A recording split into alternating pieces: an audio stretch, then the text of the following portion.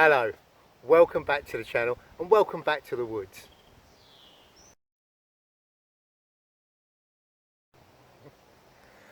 Now apparently I've got a demographic. Who knew? I was looking at my stats for YouTube and looking at who actually looks at my channel, and apparently you're all blokes and you're somewhere between the ages of about 22 and 65. And I'm kind of guessing you're in a similar situation to me, in that you've probably got a family, either a young family like myself, or possibly even some who are a little bit older, or perhaps even your grandchildren. So I'm going to do a little series of videos, and they're all about kids and bushcraft and getting you and your kids, all your grandkids, out in the woods and stuff you can do.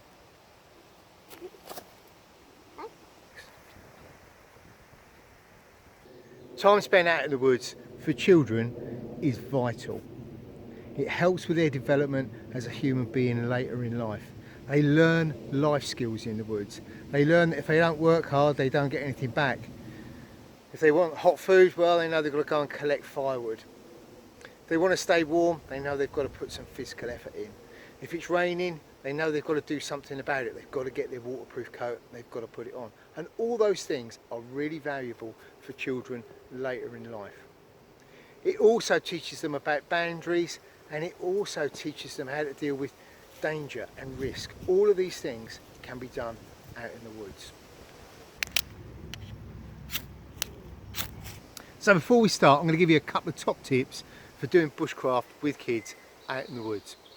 Tip number one, only take them out doing it when they want to. If I say to my kids, what do you want to do at the weekend? Regardless of what I want, if they turn around and say, can we do making things, Daddy? Then that's what we'll do. We'll spend the weekend making things. If, however, they turn around and say, can we go to the woods, Daddy?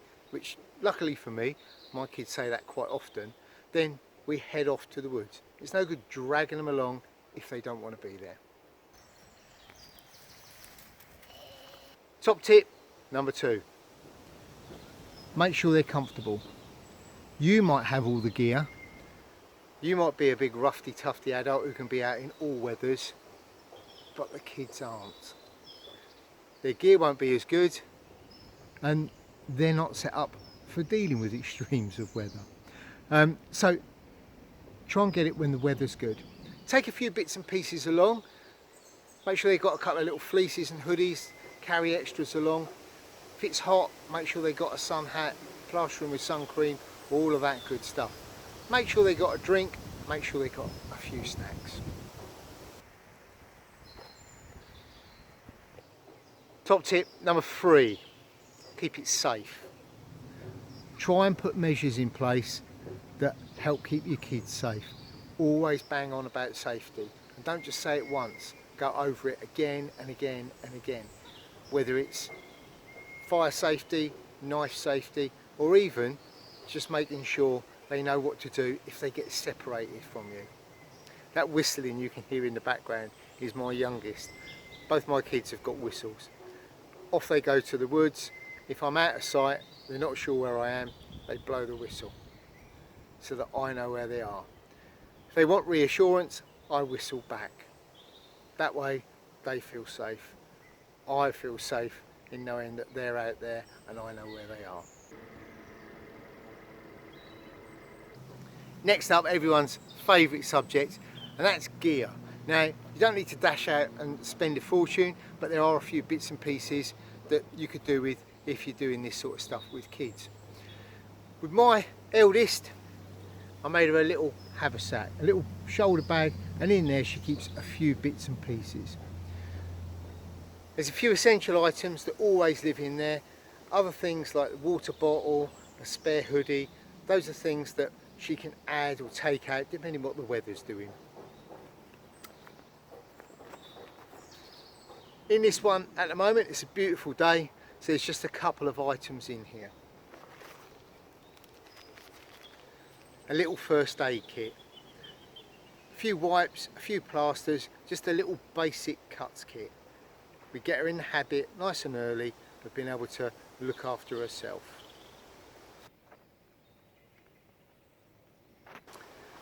Because it's hot and the woods tend to get a little bit bug infested, a little tiny bit of insect repellent. And I just find that's useful. We have a rule, she doesn't apply it, I apply it. But we've always got it with us so that if we need it, I can take this out of her bag and put it on her. And last in there today, this is a little pink poncho type cape. It's cheap, buy them in Poundland, they cost just that for a pack of 2. It's brightly coloured, it's waterproof and it's windproof. If we get a shower of rain, she can pull this on because she's always got it with her. And again, if she gets lost or separated, she knows what to do. She knows to blow a whistle, put this on so that she's loud and brightly coloured so that we stand a good chance of finding her.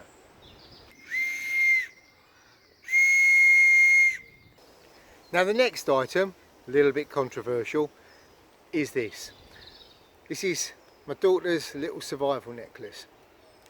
On here are the basic bits and pieces she needs for out in the woods. Now this is only given to her when she's with me. So this is used under supervision. She's got a little ferro rod. She's got her whistle so that she can contact me anytime she wants in the woods. And she's got a little pocket knife.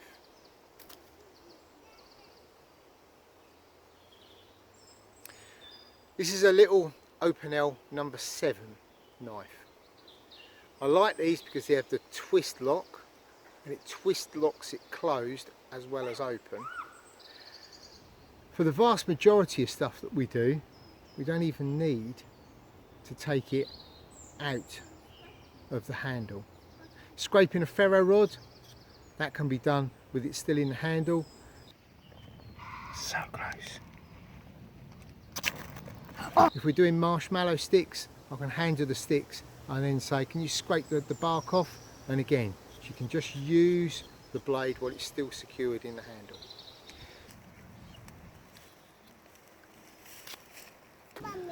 When they do open it, again, there's a twist lock which holds it open. So it's not like a regular pen knife where it can close on their fingers.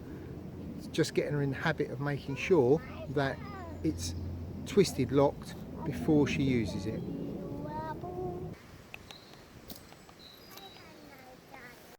So this little Opinel number 7, it's a good size for small hands. As I said, it locks so it's nice and secure.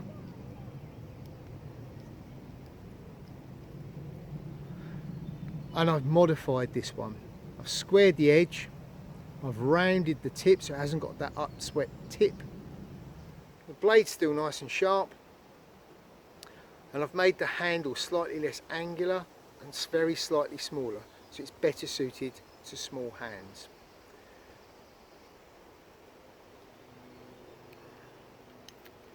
Yes, it's a knife, and a lot of people think that knives and children don't go together.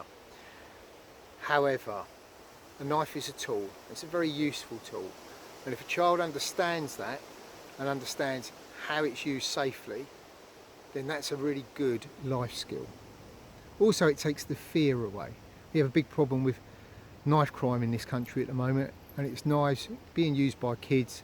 They don't really understand how much pain and suffering they can cause. They just see it as something that they can threaten somebody with. But unfortunately, it does go wrong. By showing a child how to use a knife safely and all the things that you can do with it, things that you can make, that you can use it to help you start fires, that you can use it for food preparation, those are all valuable life skills.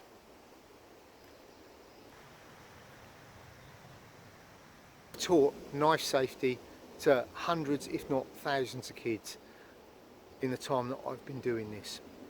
We've had very, very few accidents, but you've got to be really on it with the rules. You have to show them how something is done, and then you make sure that they stick exactly to those rules. And again, it's that repetition thing. Don't just tell them once, keep going back to it, keep reinforcing the rules on it. As long as you do that, the child will stay completely safe. and they learn a valuable skill, and that helps build their confidence, and that's not a bad thing. That time spent in the woods with your kids is quality time. It's stuff that you'll remember forever, and it's probably stuff that they will remember for the rest of their lives too. It may also shape how they turn out as a human being, so it's time well spent.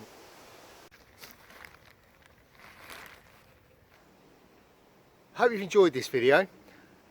As I said, I'll do a couple more, probably some to do with firelight and a bit on shelter building, and maybe some cooking as well. All stuff that you can do with your kids out in the woods. As always, I hope you've enjoyed this video. I hope you've also subscribed to the channel, and if you have subscribed, then hit that notifications bell down there as well. If you like the video, hit the thumbs up sign, and you can always share it too. Pop over and visit our Etsy shop. It's Bushcraft shop, and over there you'll find all manner of bits and pieces that I make and sell. You can also keep up with what I do on Instagram. I'm greencraft_01, and I tend to put pictures up most days of what sort of stuff I'm up to. And of course there's always Facebook. You can follow us on there. Get in touch. My email address will come up on the screen, and that can be about anything, whether it's stuff you're doing with your kids or kit or training, anything you like. I've been Neil, and until next time, stay safe.